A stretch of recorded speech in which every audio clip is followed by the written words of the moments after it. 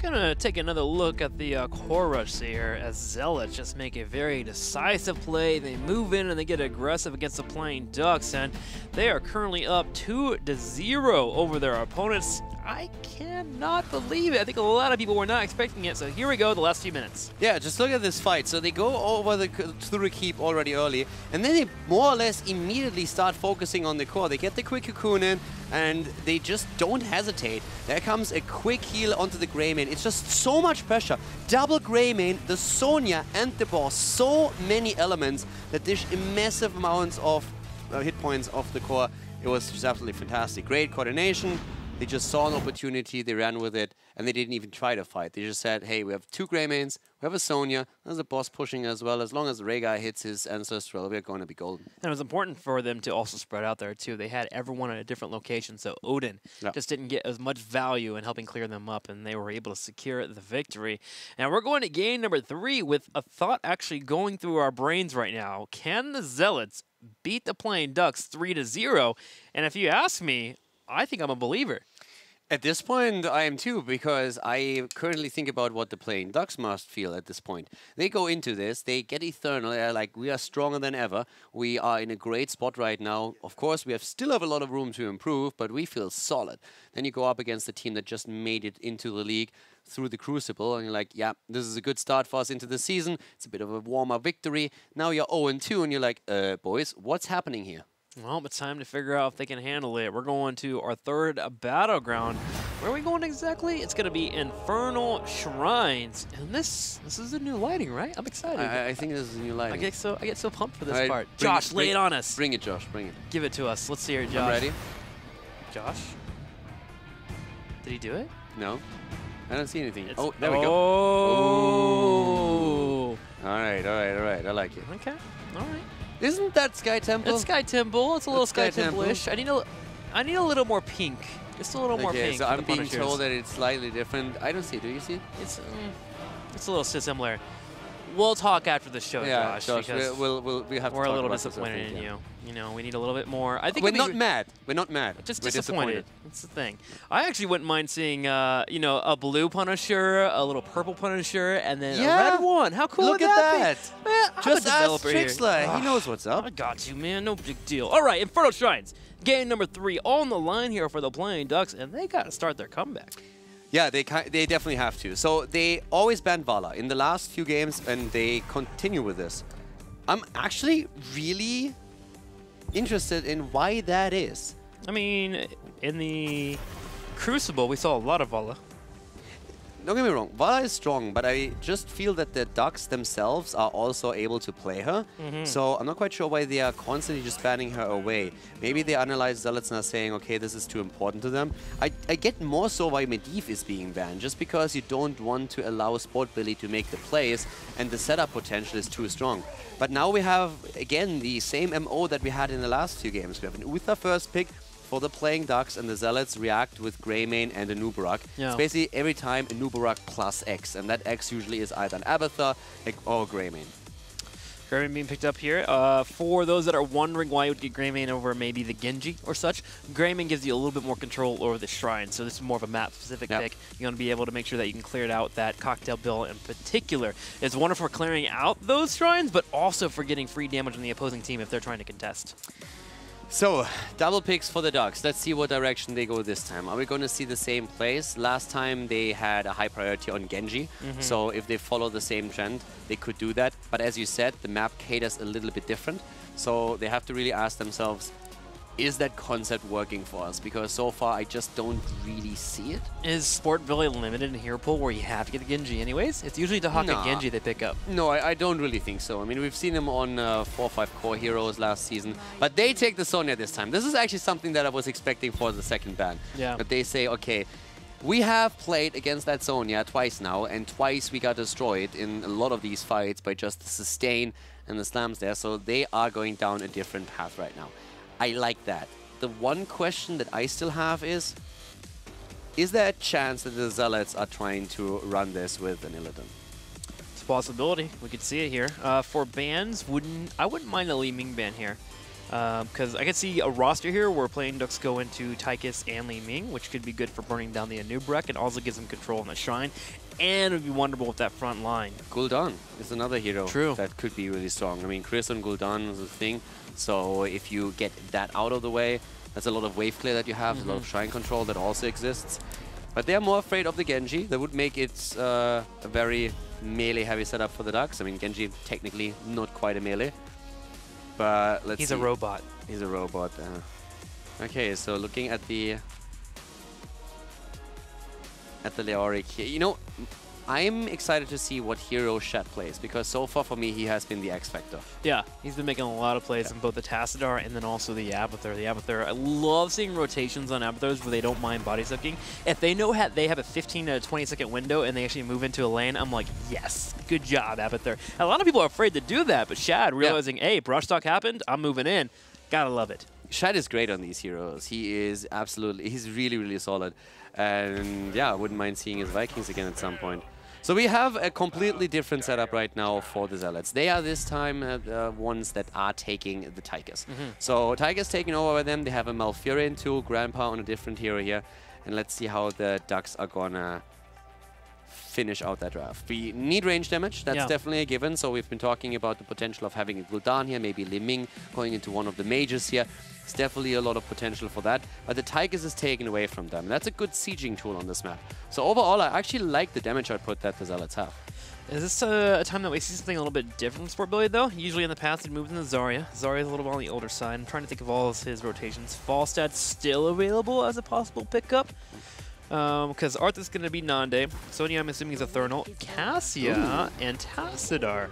That is very melee heavy what we're seeing here. Very different also, though, for the playing Ducks.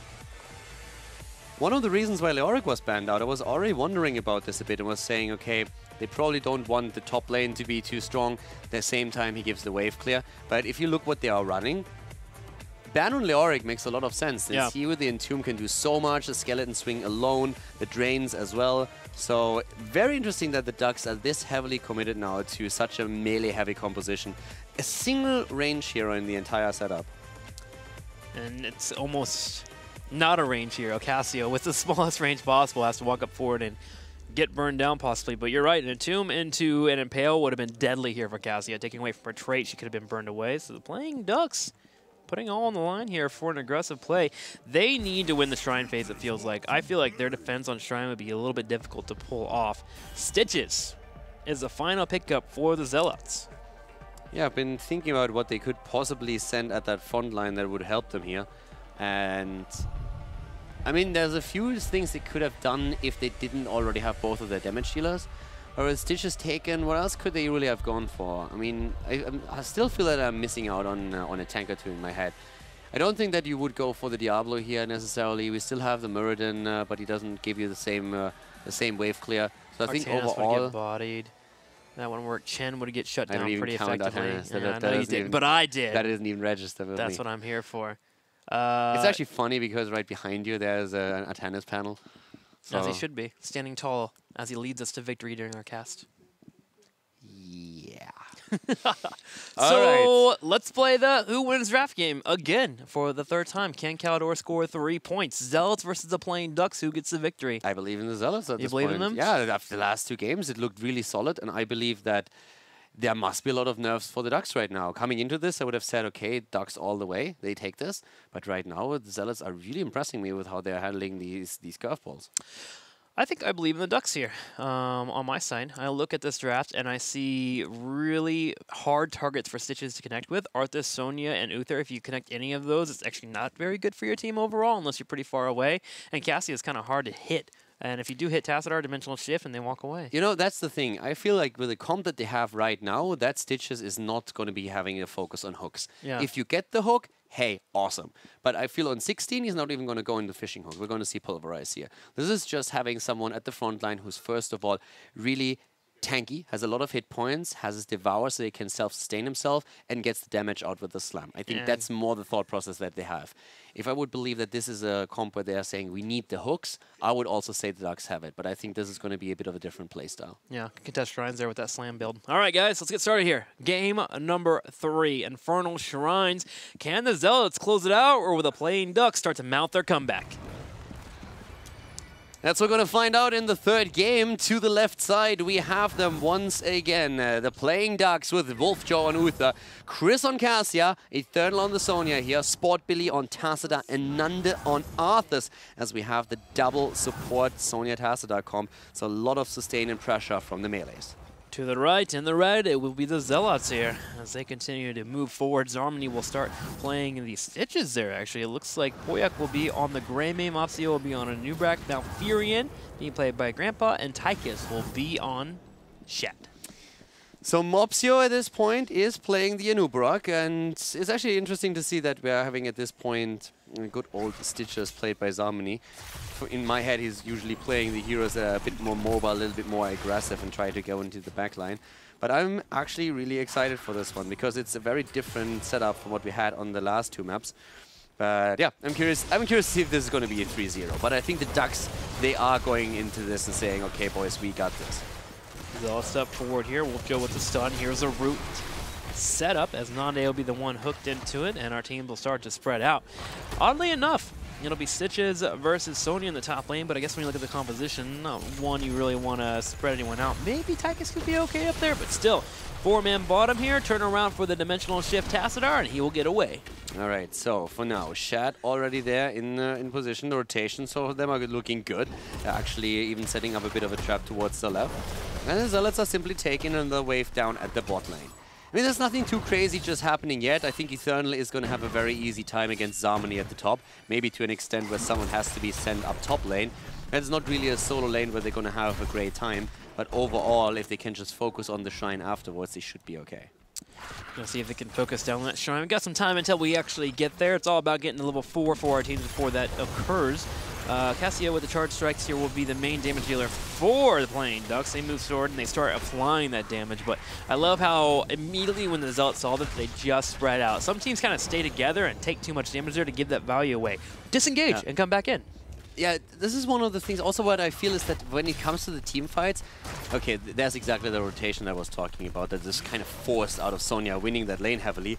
But what I feel is that after we have level 4, just through the entire game, the coordination between Tychus going for a target and Greymane trying to finish it has to be on point. And if they burst down one of the frontliners with this help, then I think they can make a lot work here. So for Zealots, it's again about coordination. The same is, of course, true for the Playing Ducks, but they are very much, if they go in, they are in. Disengage is not really in the vocabulary if you're running this comp, I feel.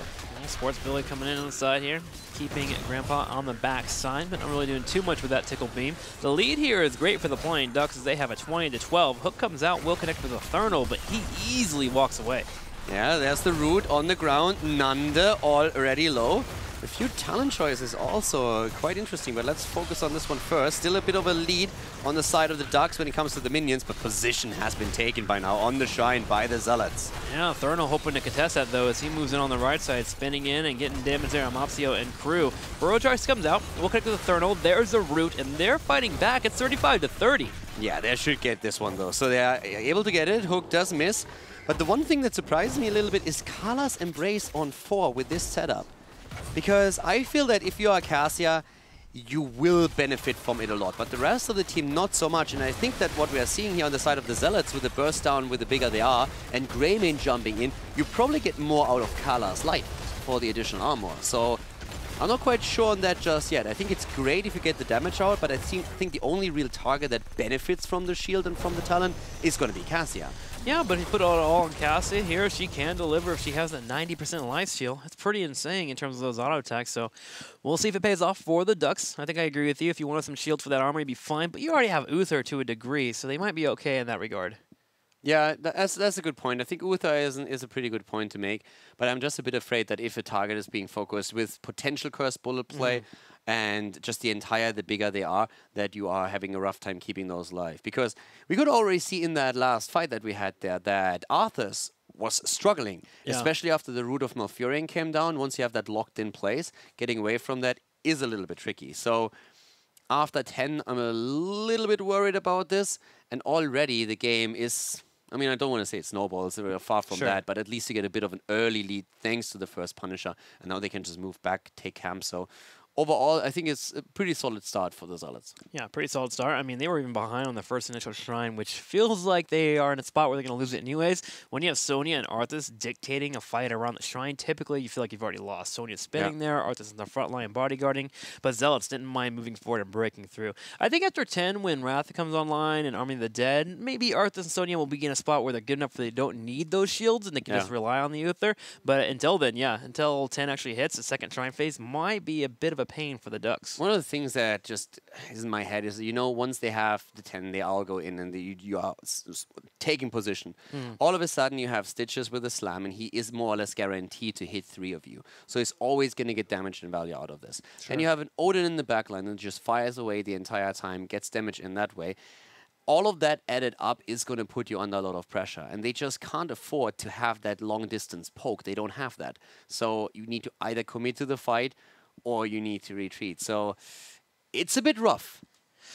It's a bit rough. I'm trying to think of if Tassadar goes Archon here or even Force Wall. That's a really good thought. I had the same thing. I would actually prefer the Force Wall. Yeah. I think if you're looking at what they have right now, yes, Tassadar's the only one in the backline who does the damage, but I think one of the best ways to win the fight is you take position at the shrine, and once the opponent starts to move in, you isolate them with a quick Force Wall, and then you drop on the target. I think I would like that probably a little bit more than them just saying, okay, we need more damage from that backline through the Arthas. And charge strikes can get value there. You actually can drop it to the point where you're focusing on target. If the opposing team tries to walk in and help, suddenly they're taking extra damage. So even if you don't get the kill, it all really starts to kick into effect for Cassia. So could see that. On the right side, looking into Stitches, I think it's Bile no matter what. Nubra Cocoon, you have, do you go Curse Bullet here? Yeah, against Arthas, you go Curse Bullet no matter what. Twilight Dream, and then Odin. So I think our teams are pretty set up for level 10. I could see a world where the playing Ducks do get the fight then. That Force Wall will have to be the X factor. You have to force it at some point, because if you get poked to death, then you're just in trouble. I mean, the double support is going to help you, but you effectively have only one real healer. The rest is just giving you the extra shields. So healing up damage that you just take through poking is still going to be a bit of an issue. But overall, the Ducks, if they play it right and they get a good team fight here, if they, for example, think about the Bad Benny flanks that we had in our first series here today. If you set something like that up and you have the Arthas coming in from behind and all of a sudden everybody just converges onto the Zealots, then this is going to spell trouble. So that is a bit of a risk that the Zealots are running here. It's all going to come down to position, I feel, more than anything else. It is interesting to me to actually see the playing Ducks coming in and attempting to actually fight around the shrine. There was a while there on the first couple of shrines, they would never move in and engage. They would go for the split push. But obviously Cassia, not so good at the split push, especially with their losing that value on actually being able to do charge spikes on top of keeps. So it's cool to actually see them changing up their strategies into this composition to move in. So one of the things that I felt was a little bit awkward at the start was just what we talked about with the Stitches taking the top lane against the Sonya. So that was one of these situations where you could see the Stitches needed help, but this is a map where the laning phase is extremely short, so it doesn't really make a big difference, especially since none of the teams is running in the Haka here that can just get that macro game in the side soak. Yeah, I was kind of expecting maybe Tychus to head up there and actually deal with it. Tychus can win a couple of lanes in a 1v1 pretty well. He doesn't have the lifesteal that you normally would want to have in a lot of compositions, but he can actually just bully out a tank if needed. Like a Leoric versus Tychus is actually kind of scary for the Leoric if you get that level 4 up there pretty early. So it's interesting to see that. Also, talking about scary, we've been talking about poke, and I think I haven't mentioned it yet, but it's just indicated we have the cocktail on the side of Greymane, and if that gets value, if you get full stacks for that thing, and then you can just poke away at the shrine, and you have the entire time just a couple of melees sitting there in range, that is starting to hurt fast. Yeah, it really is. I mean, let's go ahead and look at the cocktail right now. He's going to be getting level 7 Riva soon, so he'll be able to start getting those moving in there. But on the second shrine phase, you can usually get a good 5 to 8 stacks, which is impressive. Because on a normal map, sometimes you don't even finish that off until maybe towards level 10, level 13, if you're fighting in normal team fights. So cocktail even gets more value, which is pretty awesome because it's considered one of the most dominant builds you can go for on that Greymane. Yeah, and I mean, it gives you not only the damage poke against the opponent, but also you can once again win the objective here. Yeah. And that's what it is, I feel, all about. This is also where the Stitches then comes back into play. But I feel overall, it was really impressive to see just how this entire series started out up to this point, that we're all of a sudden talking about how the Ducks are having problems in these fights and not about how the Zealots need to somehow adjust their own play to a stronger opponent. It's exact opposite. But also the technical difficulties have been figured out, so we're going to jump into the game right away and continue with our third match and possibly the last one here on good old Infernal Shrines. So let's find out who's going to take it here. Here we go. Now, just to upgrade you or let you guys know where we're at, we had a Punisher in the middle of the battleground, and then we moved into a situation where our teams were starting to move in to the Mercs. Now, there has yet to be a kill overall, and just kidding on the technical difficulty, it seems like another one may have arisen here, as we're going to be getting our teammates set up. A bit of a hotkey issue, apparently, when he reconnected with his audio. So we'll get that figured out, and we'll go back into it. Yeah, right now, the one thing that really stands out to me a bit is that we have, at this point, a lot of kill. I see the kill pressure more so on the side of the Zealots. They have the opportunity to move in and try to get a target with the bigger they are and then get the kill there. Whereas for the opponent, it has to be a sustained fight, basically. Yeah, that's what I'm saying. I mean, you say that, yeah, the kills are available for the opposing team, and I agree with that, but I look at the other team, and I'm like, God, they are hard to kill. If a Cursed Bullet misses out on an Arthas, he just like, okay, keeps moving forward here, and he eventually takes a fight. Cursed Bullet has to connect for those kills to be possible. If that bullet doesn't hit, you have absolutely no chance of making a play there, especially against the Arthas. Yeah. Because they are super sustaining, so poking them down is not going to be easy. But that was the one thing that impressed me in the last few games, that every time we had a fight and they made a call, immediately the target was attacked by everybody. The bullet was there, the stuns hit afterwards, and then the rest of the damage was pushed in. And usually that resulted in a kill. We've seen Arthas a couple of times blown up so super fast. If they can just show the same level of coordination in this game that they did in the last two when it comes to these kills, then I think they have a very good shot at taking this. And hopefully they can pull that off. Again, the lockdown may be a little bit harder to pull off here. I mean, you still have the Nubrak and Coon and that setup, but if a Citrus Hook doesn't quite connect and you put in the all-in idea of like, okay, a hook's coming out, here's a route, and you miss those two abilities, that's where the lineup might be a bit difficult. But what I was impressed with is we did see a lot, especially on Dragonshire, of Greymane using that Cursed Bullet whenever it was available and always connecting in some way. Let's go ahead and go into the game. It looks like everything is resolved, so fingers crossed. Let's go ahead and start up here for game number 3. And back to it here, we're in the bottom, and we're starting up the Mercenaries. Stitches is still up at the top lane, trying to get a bit of experience. But basically what happened, as we said, we had one Punisher, won by the Zealots, and after that they immediately moved back and started to simply take Mercenary camps. They're starting to paint the map red at this point, and the Ducks are trying to react the same way. So they're taking at least the ones to their side, but an earlier level 7 of the Zealot gives them a slight edge. It's nothing too crazy yet. We're still early on in the game, only 4 minutes 20 in.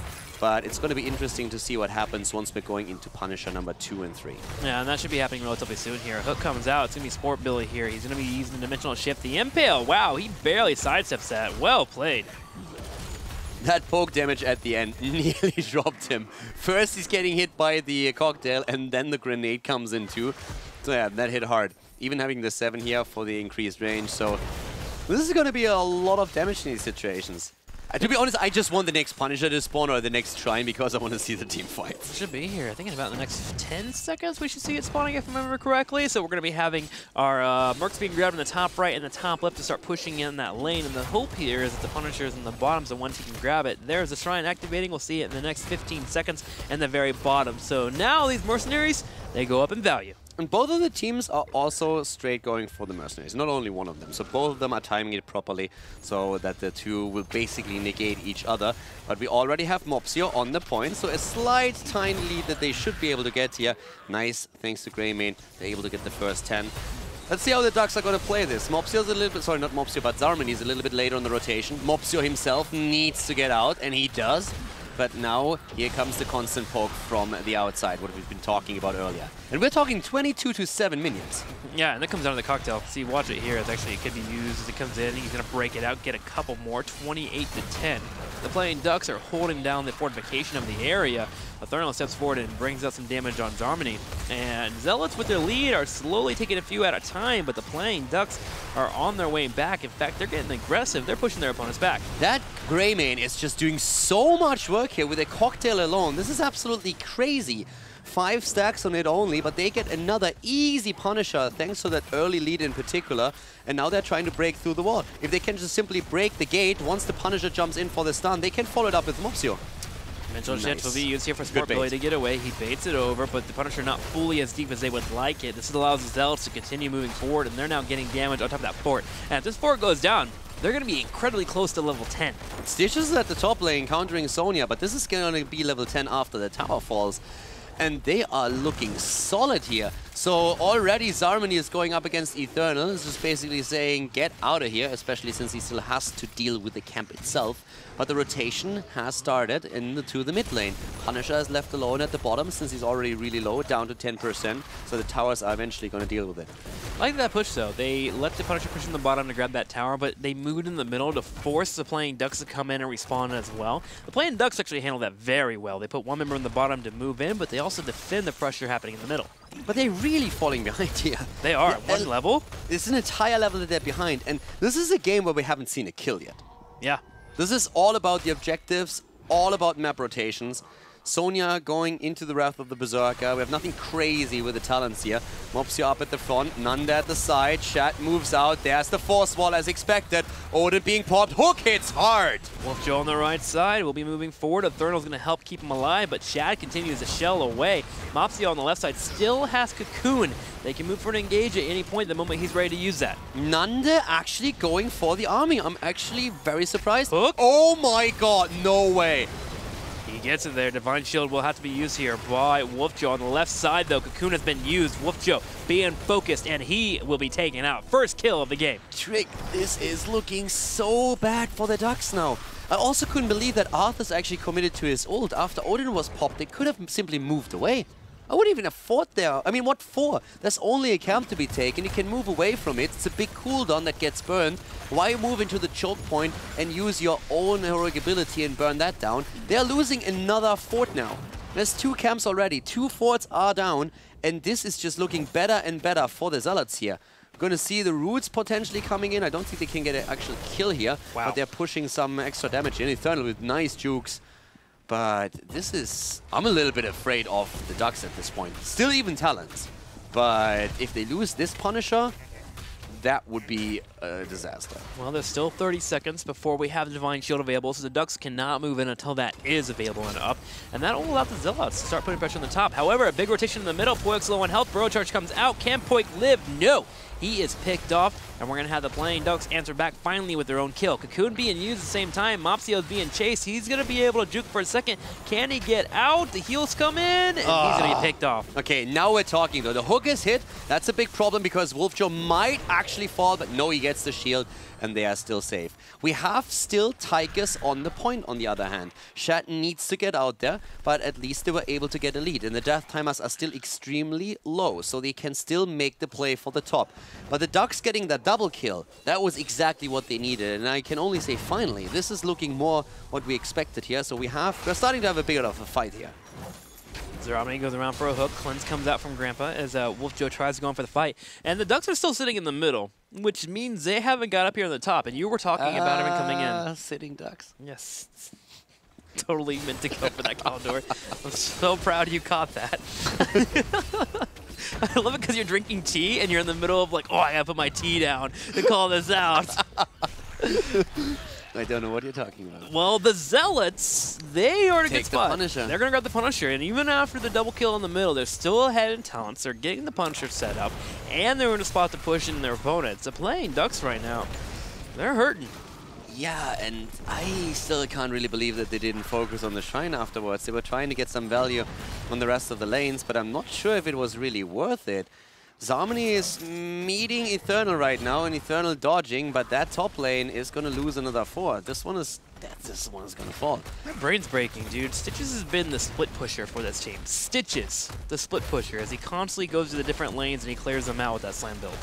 Yeah, and this slam build is actually starting to really work. I mean, I feel it's a matter of we have to, Yeah. Because what other hero would you have taken in this situation that could really have done the same job? I guess one of the heroes that you could have gone for against another team would have been a Chen. But against this team, you can't really afford to do that. There's too many interrupts and stuns, and you can't really commit during the fight. So Stitches is much better there, doing that from a distance. But we have 3 forts eliminated against none. And a keep wall on the top left, keep damage in the middle too at the same time. Playing Ducks, they defend the Punisher pretty well, but the Zealots continue to keep the pressure up. Spoiler comes in with the Force Wall and will show the opposing team here, but they're not going to be able to do anything without Cassia. Yeah, that's first of all, that's important that Cassia is missing, so they can't really do too much here. But overall, we have a 1-level lead again for the Zealots. They have also Greymane fully stacked now on the Cocktail. Dash is completed as a quest talent on level 1. And one of the heroes that's, for example, hurting is especially Arthur. He has 72 stacks only on his level 4 talent. Hook on a Thermal. Mopsiel's coming from the side. Chris will connect, and they take out a Thermal instantly here. Nande is body blocked to pieces. He's getting low. Twilight Dream, Divine Shield coming out, and the playing Ducks are hoping to fight back. Get wrecked, son. That Sonya, no chance. But then we have Shat also low. And he's just firing away. He just doesn't care. There's the knock up. Oh my god, the hook is committed too. They go for Nande. They get the kill. There's a double camp pushing through the mid lane. If they go in the middle, they have probably a chance to take a keep at this point. They could even do it down here at the bot lane, to be honest. It's a 1-level advantage, a level 16 talents. This is going to break through the wall. And if I'm not mistaken, we should see another shrine announced extremely soon here. This is a disaster for the Ducks. 0-2 against the new team in the league. 16 here for the Zealots too. They're going to go ahead and bolster this push a little bit. Decided to pull him back, but you got to yell out.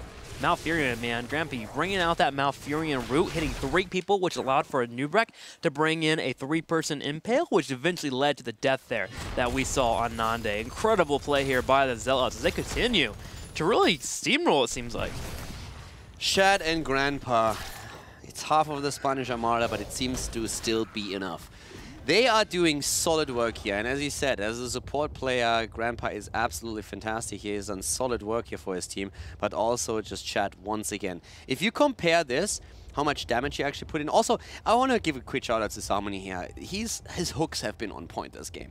And, I mean, the Ducks, really, this is 16 versus 16. This is their moment. The Ducks can maybe make something happen right now. If they coordinate this well, if Nande goes in and gets a good lockdown that Fen can come upon, so that you drop a target, that would be it. So Sport Billy with a Force Wall is someone we have to look out for, and if Nande can prepare something for Chris to capitalize with damage. Those are the 2 heroes to really watch out for, because they need this one now.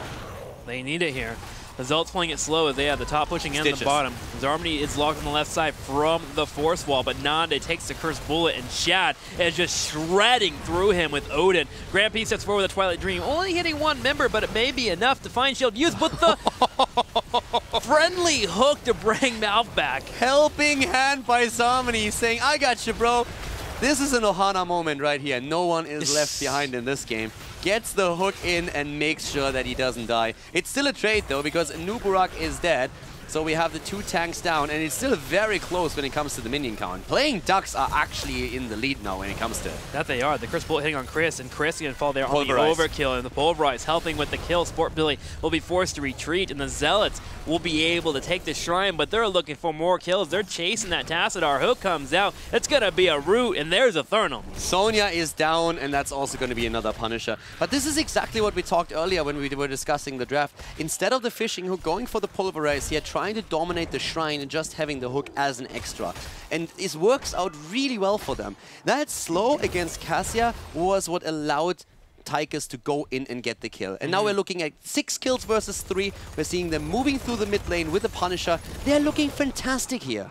That they are. They're looking for the keep already. And remember, there was a Mercamp that was pushing the top earlier. They got that keep down to half health. So even if this Punisher is baited up to the top side, they can get a keep no matter what. Another hook out. Nande takes the hit here. Army of the Dead will be popped. They're just trying to live right now while the keep falls. Yeah, Bullet has been used as well. If there's another jump on the Punisher proc, and there's a Cocoon already. Cocoon stuns, and the blow up. Tassadar is down. Divine Shield on Arthas. We have Eternal in the middle of the pack, but he gets silenced. against as Grandpa goes for his ult. If they can drop Eternal here, that would be a disaster for them. At this rate, we could see the core fall. This is the death of Uther. Nanda is low, trying to rush away. Chris also on the run, and they're just going for it. They're going straight for the core here. Could the Zealots come in on their first debut in the HGC, get a 3-0? It's looking like it here. 50% down to 30, down to 10, and that's going to be it. GG, the Zealots earn a 3-0 over the playing Ducks.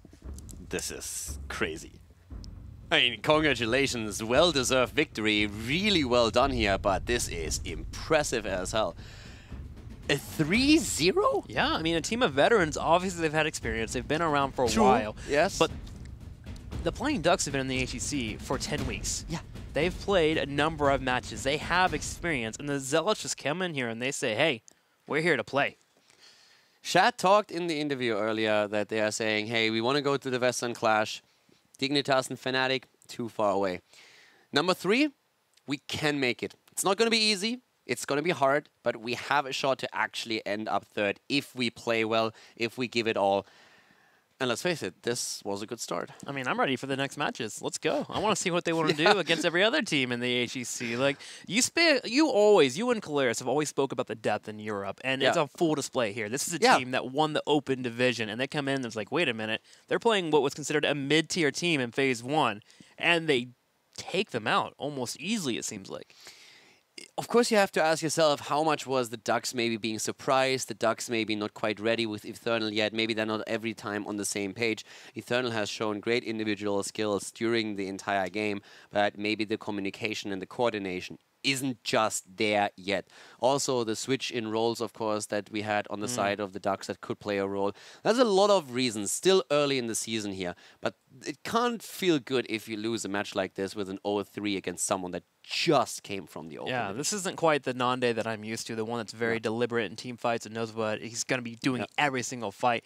Granted, he's facing against a Cursed Bullet Greymane that's constantly burning down his Arthas. That's a very hard matchup to begin with. That's exactly what we talked about earlier. The coordination once they call a target.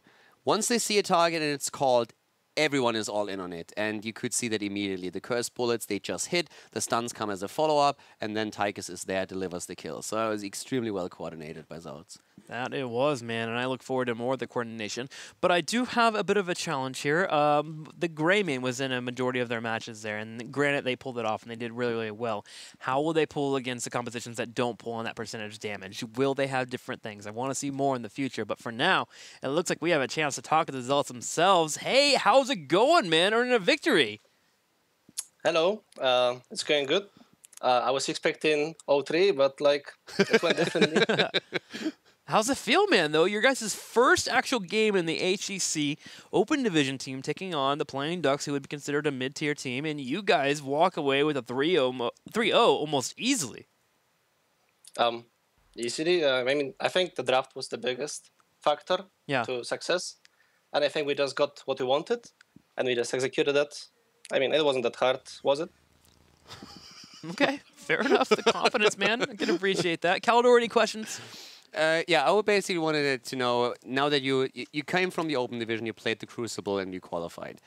Can you tell us a bit how your entire training and the way that you practice and scrim has changed since you entered the HGC? Do you focus more on it right now? Do you dedicate more time to it?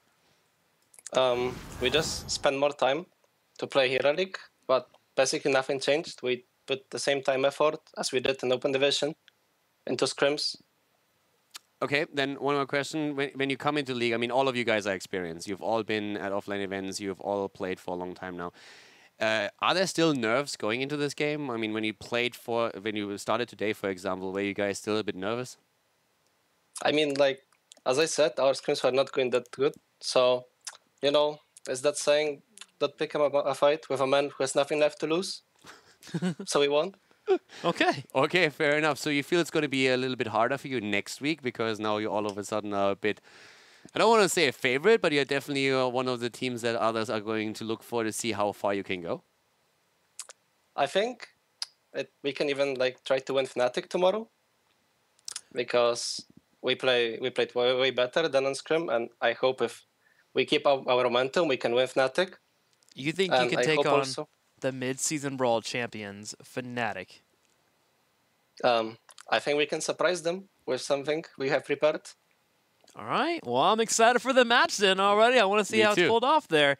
Mopsio, before I let you go, any shout-outs? I mean, it's your first time here. You want to yell out to anybody? I mean, shout out to my team because they played outstanding, like completely different than in past week. And of course, like, I guess, shout outs to everyone who supports us because we were the underdogs for sure. Awesome. Thank you so much, Mopsio. Big congratulations to the Zealots. They come out in their first series in the HGC, and they earn a victory. He looks like a teddy bear, man. He looks pretty chill, man. He was ready to talk it up. I'm more